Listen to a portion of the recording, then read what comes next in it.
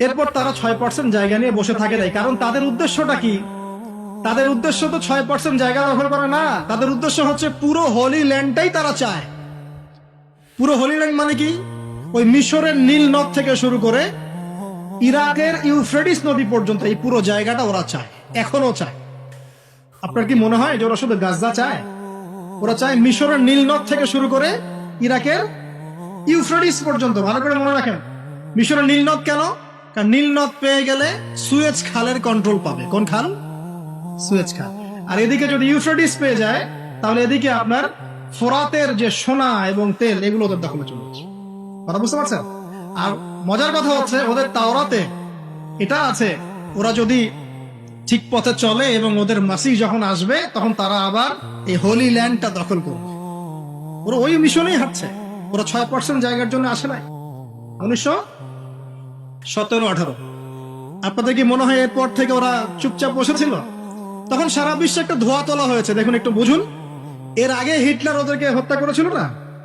সারা বিশ্বে ধোয়া তোলা হলো যে ওরা খুব মাসুম, খুব মাজলুম, ওদেরকে নির্যাতন করা হয়েছে, থাকার জায়গা নাই, খাওয়ার জায়গা নাই, কেউ যদি একটু জায়গা দেয়। কিন্তু বিশ্বের বড় বড় দেশগুলো দরজা বন্ধ করে দিল, কেউ জায়গা দেয় না, কেউ জায়গা দেয় না।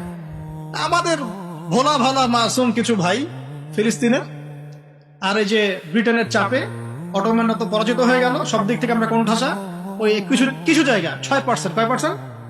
6% জায়গা দেয়, এতটুকু তো থাকতে পারে। ঘর কার? ঘর আমার। এরা মেহমান কিনা? মেহমান। এখানে একটু বলে নেই, ওই 6% জায়গা এখন হয়েছে 76%। ওই 6% জায়গার পরিমাণ এখন হয়েছে 76%। ওই মেহমানরাই 76% জায়গা দখল করেছে এখন। আর বাকি যে পার্সেন্টটুকু বাকি আছে, এই দুটো জায়গা অবরুদ্ধ। শুধু গাজা উপত্যকায় থাকে 22 লক্ষ মানুষ। আর ওয়েস্টার্ন ব্যাংকে কতটুকু থাকে আপনারা দেখে নেন। গাজার সাথে সমস্যা বেশি কেন? কারণ এখানে হামাসের তৎপরতা বেশি।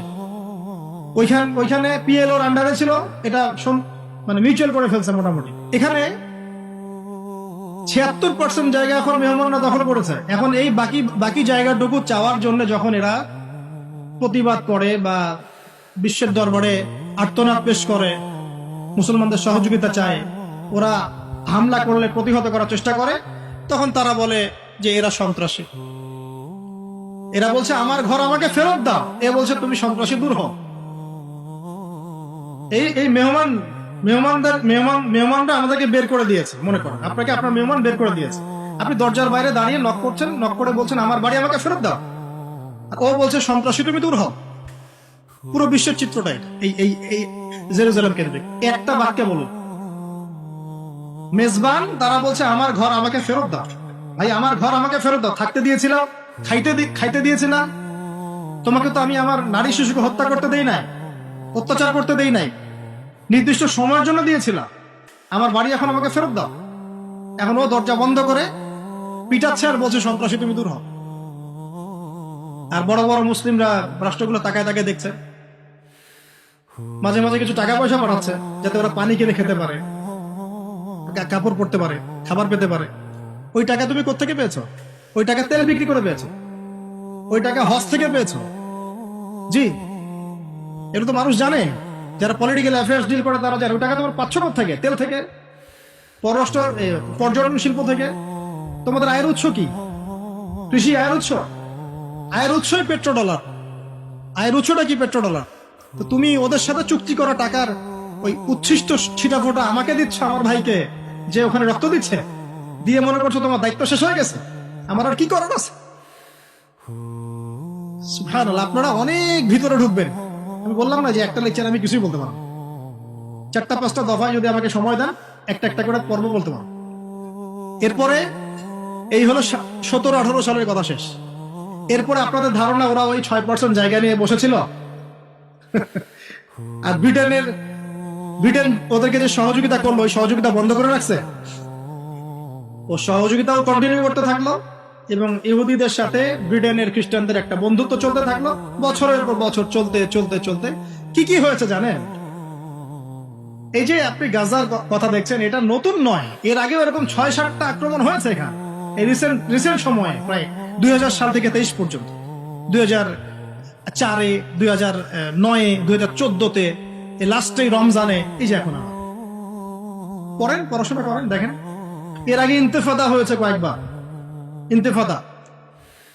তো যাই হোক, এরপর তারা 6% জায়গা নিয়ে বসে থাকে নাই। কারণ তাদের উদ্দেশ্যটা কি? তাদের উদ্দেশ্য তো 6% জায়গা দখল করা না। তাদের উদ্দেশ্য হচ্ছে পুরো হোলি ল্যান্ডটাই তারা চায়। পুরো হোলি ল্যান্ড মানে কি? ওই মিশরের নীল নদ থেকে শুরু করে ইরাকের ইউফ্রেটিস নদী পর্যন্ত এই পুরো জায়গাটা ওরা চায়, এখনো চায়। আপনার কি মনে হয় যে ওরা শুধু গাজা চায়? ওরা চায় মিশরের নীল নদ থেকে শুরু করে ইরাকের ইউফ্রেটিস পর্যন্ত। ভালো করে মনে রাখেন, মিশরের নীল নদ কেন? কারণ নীল নদ পেয়ে গেলে সুয়েজ খালের কন্ট্রোল পাবে। কোন খাল? সুয়েজ খাল। আর এদিকে যদি ইউফ্রেটিস পেয়ে যায়, তাহলে এদিকে আপনার ফোরাতের যে সোনা এবং তেল, এগুলো ওদের দখলে চলে যাচ্ছে। কথা বুঝতে পারছেন? আর মজার কথা হচ্ছে, ওদের তাওরাতে এটা আছে, ওরা যদি ঠিক পথে চলে এবং ওদের মাসিহ যখন আসবে, তখন তারা আবার এই হোলি ল্যান্ডটা দখল করবে। ওরা ওই মিশনেই হাঁটছে। ওরা 6% জায়গার জন্য আসে নাই। তারপরে ওদের এই মিশন চলতে থাকলো। কেন? কারণ ওই মাসিহকে তারা মনে করে ওদের সেই কাঙ্ক্ষিত মাসিহ। আর আমরা জানি ওদের ওই মাসিহ হচ্ছে মাসিহুদ দাজ্জাল, যে বের হওয়ার সময় এই ইহুদিদেরকে নিয়েই সারা বিশ্বটাকে শাসন করবে। আমার কথা মিলাতে পারছেন কি? ওরা হোলি ল্যান্ড পুরোটা দখল করতে চাচ্ছে, কারণ তাদের প্রতিশ্রুত হচ্ছে ওদের মাসিহ মানে দাজ্জাল যখন আসবে, তখন তারা বিশ্বটাকে আবার শাসন করবে। ঠিক সুলাইমানের সময় তারা যেমন শাসন করত। এটা ওদের গোল, এটা লক্ষ্য। আমার কথা কি বুঝে যাচ্ছে? এটা ওদের লক্ষ্য, এটা ওদের গোল। এই লক্ষ্যে ওরা হাঁটছে। সেই 1917 কেবল ঢুকলো, 6% দিয়ে শুরু করলো। দিনের পর দিন, একদিন বাকি নাই, প্রতিদিন কোনো না কোনো ফিলিস্তিনিকে বের করে দাও, এই বাড়ি দখল করো, ওই জমি দখল করো, ওই মেয়েকে অপহরণ করো, এই মেয়েটাকে নিয়ে যাও কারাগারে, আমার ওই বোনটাকে নিয়ে গণধর্ষণ করো, ওই বাচ্চাটাকে বোম মারে হত্যা করো। বাচ্চা কেন মারছে? ওরা বড় হয়ে যেন আবার যুদ্ধে যেতে না পারে। মেয়েদেরকে কেন জীবিত রাখছে? ওই যে ইউযাববিহুনা আবনাআকুম ওয়া ইস্তাহয়ুনা নিসাআকুম, ফিরআউন ওদের সাথে যা করেছিল, ওরা এখন প্যালেস্টাইনদের সাথে তাই করতেছে। সন্তানদেরকে হত্যা করো, মেয়েদেরকে জীবিত রাখো। একদিন 2 দিন না, 1917 সাল থেকে নিয়ে 2023 পর্যন্ত প্রায় 100 বছর হয়ে গেছে। 100 বছর।